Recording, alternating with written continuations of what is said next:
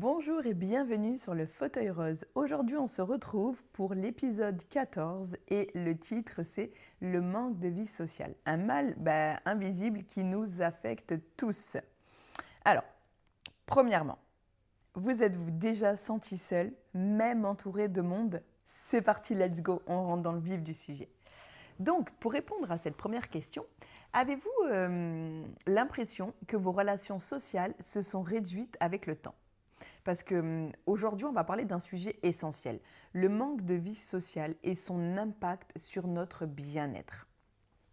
Alors, on va évoquer pourquoi la vie sociale est essentielle, quels sont les effets du manque de lien social et comment reprendre le contrôle et recréer du lien même quand on se sent isolé.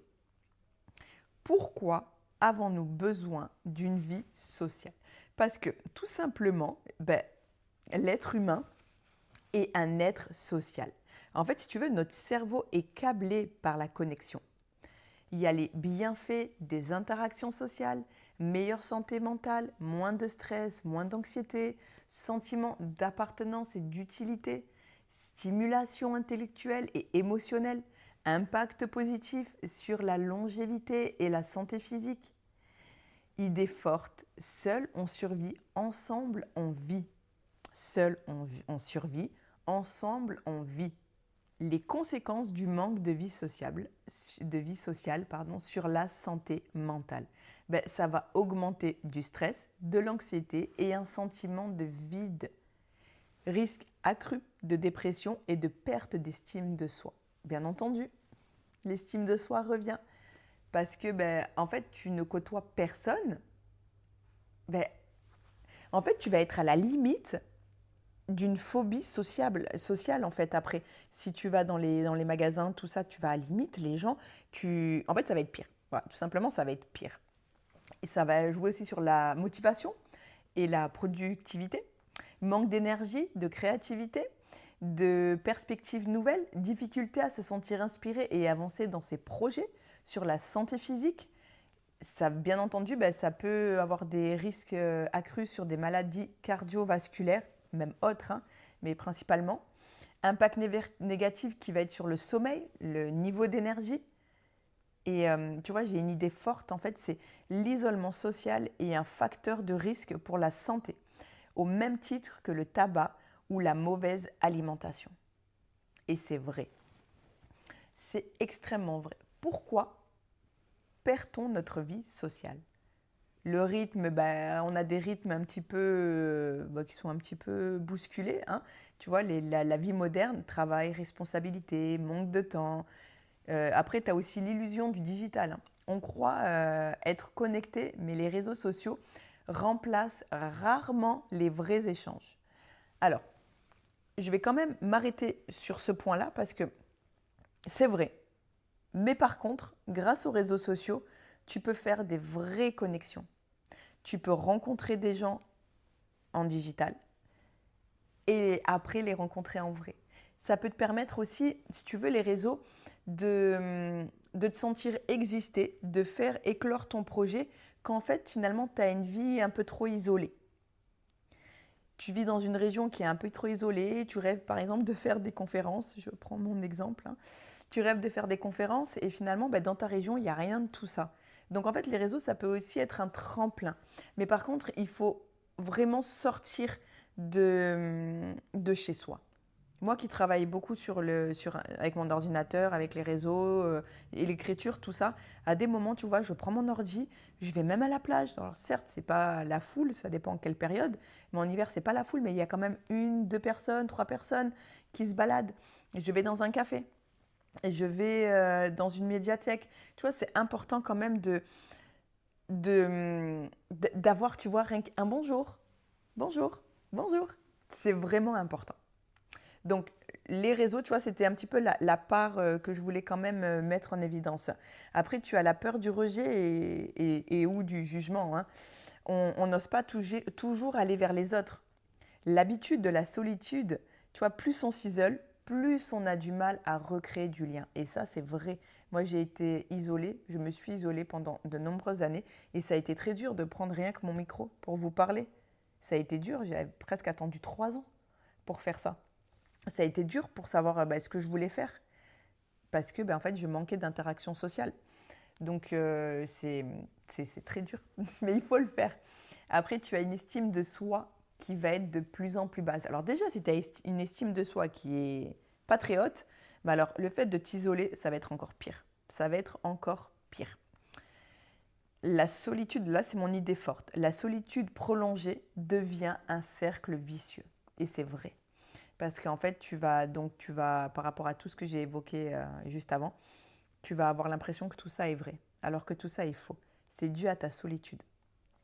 Donc du coup, comment recréer du lien au quotidien? Déjà, ça va être de faire le premier pas, tu vois, même un pas petit. Envoyer un message à une amie, à une personne avec qui on a un peu perdu le contact.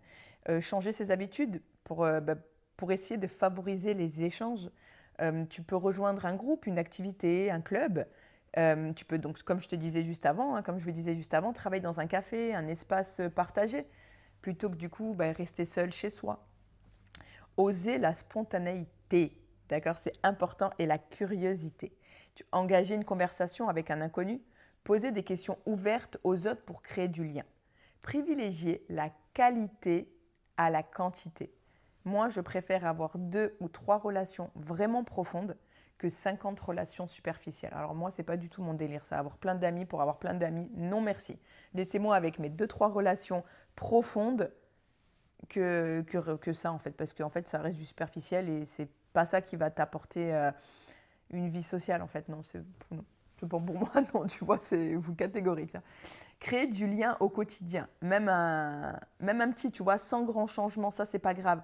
Regarder les gens dans les yeux, sourire et dire bonjour. Le regard des yeux est tellement important. Les yeux, quand tu regardes quelqu'un dans les yeux, déjà ça peut éveiller quelque chose, que ce soit en toi ou en l'autre. C'est super important. Les yeux, le regard, pour moi, je trouve ça super important. Et après, tu peux proposer un café, un appel, une sortie, tu vois, tu n'es pas obligé d'attendre que l'autre fasse le premier pas.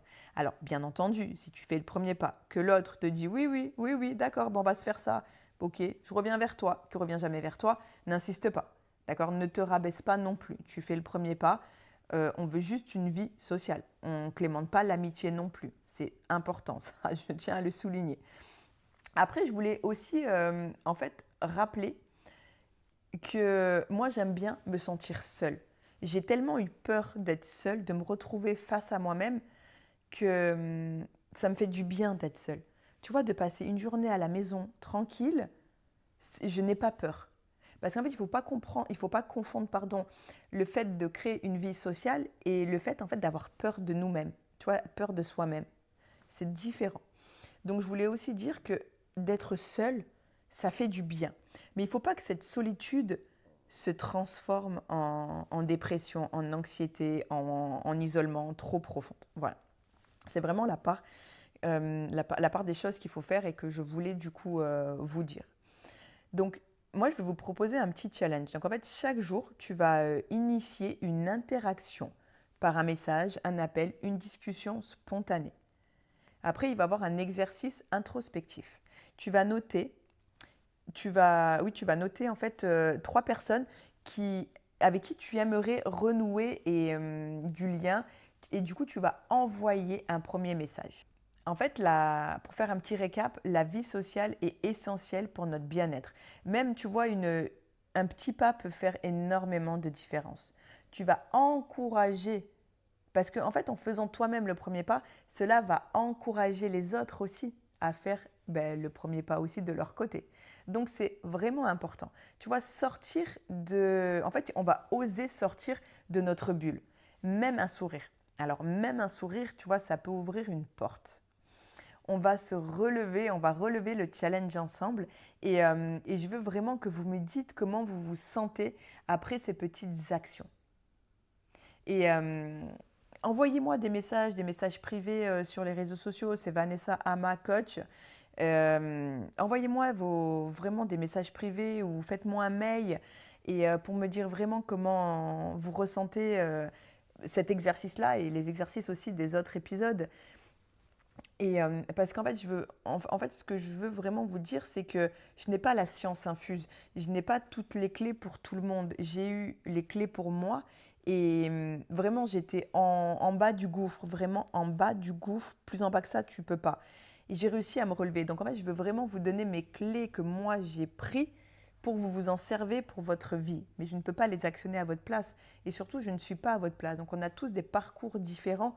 Mais en s'entraidant, c'est comme ça que ben, on peut avancer et on peut créer une vraie communauté.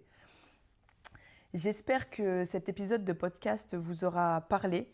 J'espère vraiment que vous comprenez que la vie sociale est importante, mais que se retrouver aussi seul avec soi-même est tout aussi important. Il ne faut pas que ça dégénère en une anxiété profonde. On a fini l'épisode aujourd'hui, hein. Je vous souhaite la meilleure des journées. Prenez soin de vous, osez briller. On se retrouve très vite pour l'épisode 15 du fauteuil rose. Ciao!